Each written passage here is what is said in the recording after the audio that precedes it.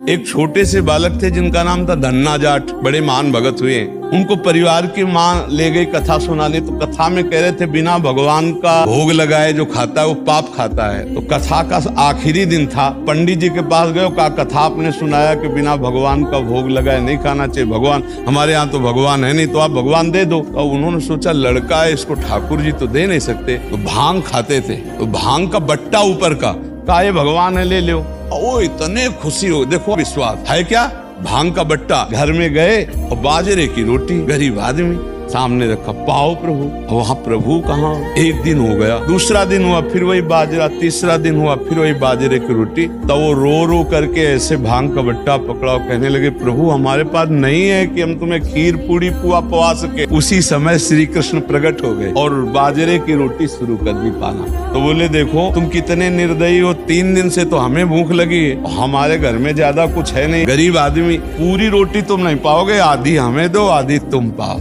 और फिर जो लीला का विस्तार हुआ कि धन्ना सेठ हो गए। ये है गुरु के वचनों पर विश्वास।